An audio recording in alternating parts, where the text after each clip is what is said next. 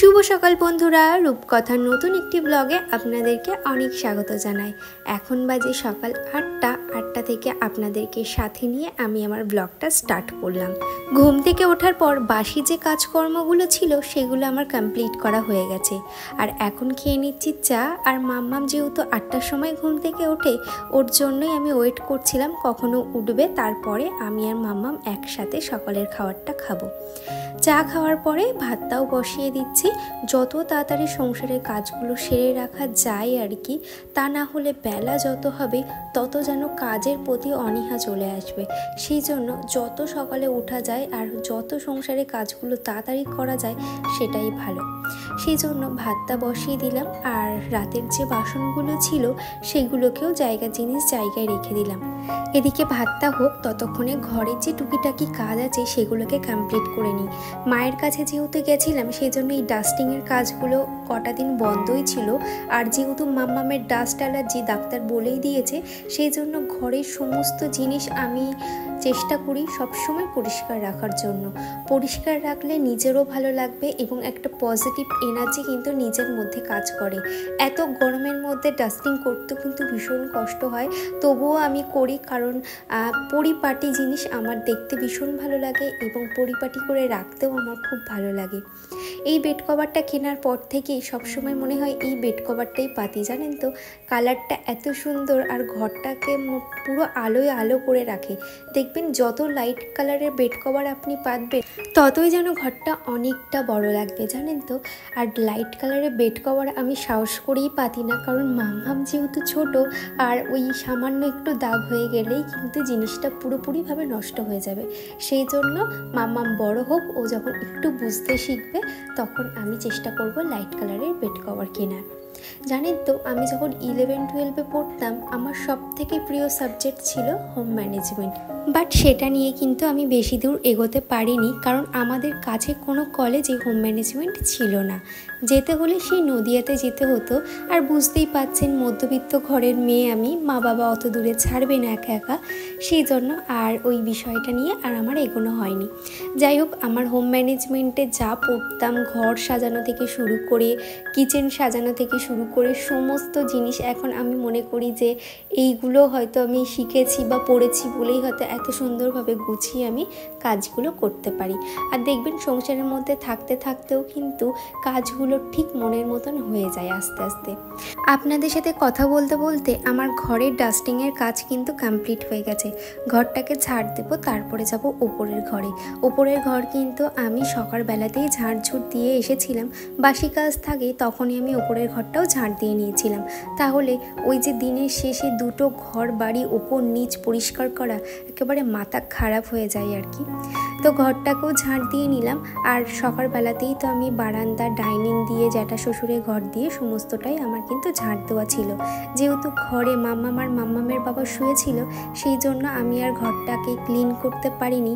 Fan চলছিল বলে আমি ঝাঁটও দিতে পারিনি। ভাতটা হয়ে গেছে, আর ভাতটা হয়ে যাবার পরে আমি গ্যাস, তারপরে কিচেনটা একটু ক্লিন করে নিলাম। যেহেতু আজকে একাদশী, ভাতের এঁটোটা যেহেতু হয়ে গেছে সেই জন্য সমস্ত জিনিস আমি মেজে ঘষে রেখে দিচ্ছি, তারপরে একটা তরকারি করে নেব। আর আজকে যেহেতু আমাদের একাদশী, শাশুড়ি মা করবেন শ্যামা চালের খিচুড়ি, আর মাম্মামের জন্য আর জ্যাঠা শ্বশুরের জন্য করে দেবো পনিরের তরকারি। নিরামিষ করেই যেহেতু পনিরের তরকারিটা করব, সেজন্য আমাদেরও হয়ে যাবে। বেলা হতে না হতেই ওপরের ঘরে তো আর আসাই যায় না, এত পরিমাণে রোদ আর গরম যে কি বলবো। সেই জন্য যত সকাল পারি সংসারের কাজগুলোকে গুছিয়ে রাখার চেষ্টা করি। তা না হলে বেলা হলে আর ইচ্ছাই করবে না যে এই সব কাজগুলো করি। তখন মনে হবে কতক্ষণে রান্নাটা সেরে স্নানটা করে একটু ফ্যানের তলায় বসবো। যাই হোক, মাম্মাম তো সব সময় আমার সাথে থাকে, কারণ আমি যা কাজ করব সেগুলো ও দেখবে। তারপরে ও আবার বলবে, মা তুমি ভিডিও করছো, তুমি পরিষ্কার করছো। আপনারা অনেকেই বলেছেন যে দিদি আপনার কি জ্যাঠা শ্বশুর মশাই বিয়ে করেননি? না গো, আমার জ্যাঠা শ্বশুর মশাই বিয়ে করেননি, কারণ তিনি এই বাড়ির সব থেকে বড়। মানে আমার জ্যাঠা শ্বশুরেরও দাদা ছিল, তিনি মারা যাবার পর থেকে আমার জ্যাঠা শ্বশুর কিন্তু এই সংসারের দায়িত্ব নিতেন। আর তখন আমাদের বাড়িতে ধান, চাল, সর্ষে, ধনে সমস্ত ফসল হতো, আর সেইগুলো বেচে তারপরে এই সংসারটা চলতো। যাই হোক, তো সেই সময় আমার জ্যাঠা শ্বশুরই ছিল এই বাড়ির কর্তা। তো উনি সবার কথা ভেবে তিনি আর বিয়ে করেননি। তিনি ভাই বোন, ভাইয়ের বউ, ভাইয়ের ছেলে এই সব নিয়েই সংসারটাকে ভালোভাবে চালিয়ে গিয়েছেন। তো উনি আর বিয়ে আর করেননি।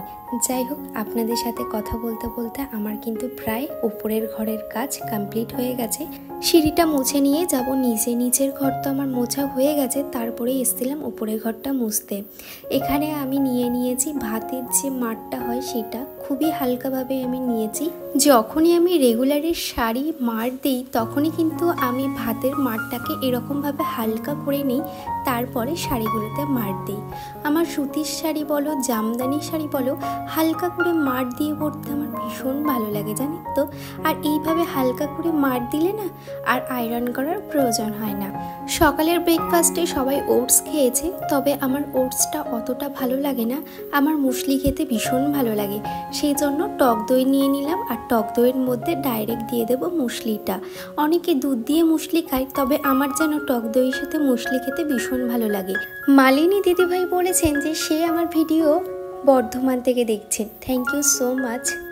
আর সাজিদা বেগম বলেছেন সে আমার ভিডিও আসাম থেকে দেখছেন। মল্লিকা দিদিভাই আমাকে বলেছেন সে আমার ভিডিও কলকাতা থেকে দেখছে। পায়েল দিদিভাই বলেছেন সে আমার ভিডিও মেদিনীপুরের শালবনি থেকে দেখছেন, thank you so much. Assam থেকে কিন্তু অনেকেই আমাকে দেখেন, তো তাদের উদ্দেশ্যে অনেক অনেক অনেক থ্যাঙ্কস। তো এখানে কথা বলতে বলতে আমি টেবিলটাও পরিষ্কার করে নিলাম। কোনোদিন করি আর না করি, এই একাদশীতে কিন্তু আমি টেবিলটা খুব সুন্দর করে ক্লিন করি। আজকে রান্না করব পনিরের তরকারি। পনিরটা অনেক দিন হলেই আনা হয়েছে, রান্নাই হচ্ছিল না, তবে আজকে সবার জন্য পনিরই রান্না করব।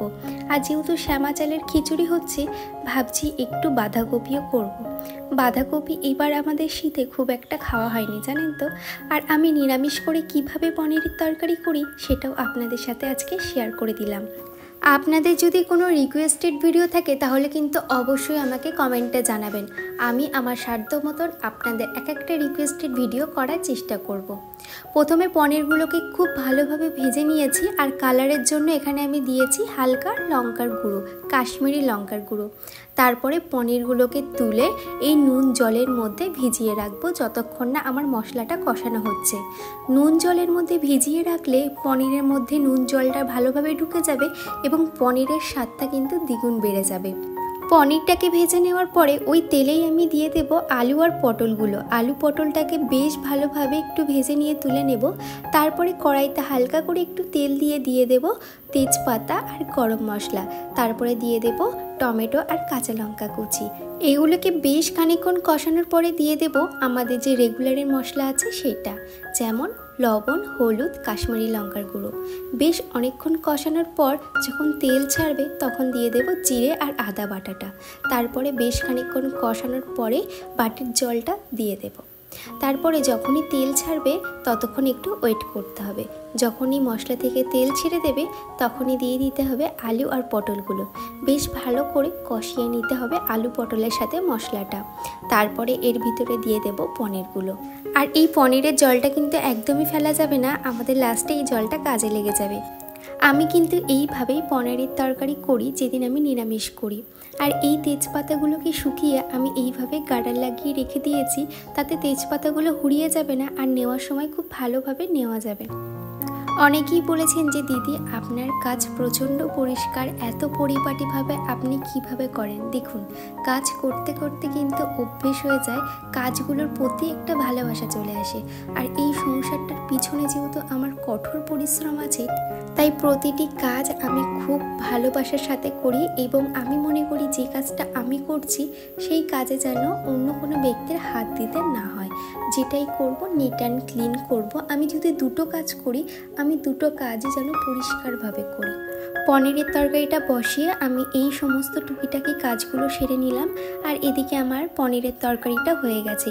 খুব একটা ঝোল করিনি, যেহেতু 2-3টে মানুষ খাবে সেজন্য। আর কালারটা কি সুন্দর এসেছে বলুন। রান্নাঘরটা আমার ক্লিন করা হয়ে গেছে। আর আমার যেহেতু অয়েলি স্কিন, আয়ুরের ক্লিনজার দিয়ে ভালোভাবে ফেসটাকে ক্লিন করে নিলাম। তারপরে স্নান করে নেব। স্নান করে খাওয়া দাওয়া করার পরে একটু বসেছিলাম, তারপরে মামামকে কেটে দিলাম তরমুজ। নতুন পায়রাগুলো ঝোটন বেঁধেছে, পাড়েতে ছেলে মেয়ে হ্যাঁ নাইটি নেমেছে। কে দেখেছে? কে দেখেছে? দাদু দেখেছে। দাদার হাতে কদম কদম চাকা আচ্ছা ঠিক আছে, দাদার হাতে ছিল হ্যাঁ চুনে মেনেছে। কদম চাপে দিয়ে দিলে কেন? উফ দাদা বড্ড দেখেছে। মাম্মামকে অল্প অল্প করে ছড়াগুলো শেখাচ্ছি আর সেটাই আপনাদের সাথে শেয়ার করলাম। বেশ ভালো মিষ্টি করে বললো বলুন, আর এরকম আদু আদুভাবে বলছে তো আমার বেশ ভালো লাগছে, সেই জন্য ক্যামেরা বন্দি করে রাখলাম আর আপনাদের সাথেও শেয়ার করে দিলাম। তাহলে চলুন আজকের ব্লগটা আমি এখানেই শেষ করছি, দেখা হচ্ছে নেক্সট ব্লগে। টাটা।